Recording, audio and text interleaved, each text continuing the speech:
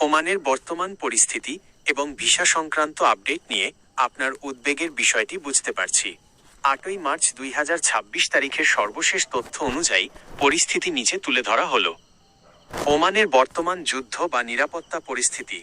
Oman সরাসরি কোনো যুদ্ধে জড়িয়ে পড়েনি, তবে গত কয়েকদিনে কিছু বিচ্ছিন্ন ঘটনার কারণে আঞ্চলিক উত্তেজনা দেখা দিয়েছে। ড্রোন হামলা 1 মার্চ এবং 3রা মার্চ 2026 তারিখে ওমানের ডুকেম বাণিজ্যিক বন্দরে ড্রোন হামলার খবর পাওয়া গেছে। এতে একজন প্রবাসী কর্মী আহত হয়েছেন এবং তেলের ট্যাঙ্কারে সামান্য ক্ষতি হয়েছে। নিরাপত্তা সতর্কতা। আমেরিকার দূতাবাস তাদের নাগরিকদের ওমান ভ্রমণে সতর্কতা লেভেল 3 জারি করেছে। তবে ওমান সরকার পরিস্থিতি নিয়ন্ত্রণে রেখেছে এবং সাধারণ জনজীবন, দোকানপাট বা আবাসিক এলাকাগুলোতে কোনো যুদ্ধাবস্থা নেই।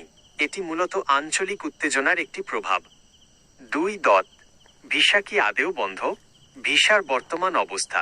সবচেয়ে গুরুত্বপূর্ণ তথ্য হল, বাংলাদেশিদের জন্য ওমানের ভিসা পুরোপুরি বন্ধ নয়।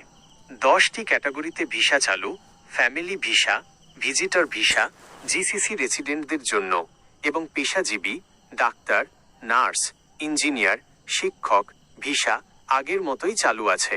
নতুন ওয়ার্ক ভিসা। গত 27 জানুয়ারি 2026 তারিখে ওমান সরকার এবং বাংলাদেশের প্রবাসী কল্যাণ উপদেষ্টার মধ্যে বৈঠকে জানানো হয়েছে যে আগামী মার্চ বা এপ্রিল মাসের মধ্যে স্থগিত থাকা সাধারণ ওয়ার্ক ভিসাগুলো আবার চালু হতে পারে। ফ্লাইট চলাচল।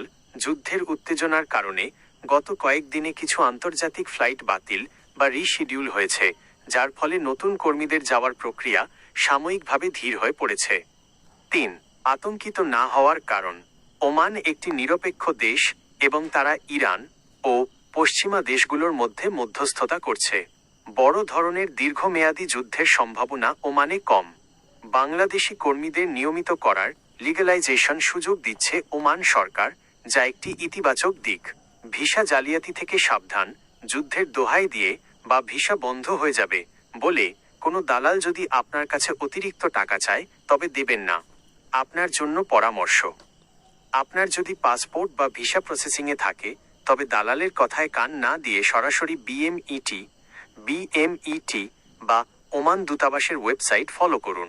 2. বর্তমানে যারা ওমানে আছেন তাদের জন্য পরিস্থিতি উদ্বেগের নয়, তবে বন্দর এলাকাগুলো এড়িয়ে চলাই ভালো। আপনার কি কোনো নির্দিষ্ট ক্যাটাগরির ভিসার, যেমন ড্রাইভিং বা সাধারণ লেবার আবেদন করা আছে? জানালে আমি সেটির বর্তমান নিয়ম সম্পর্কে বলতে পারবো।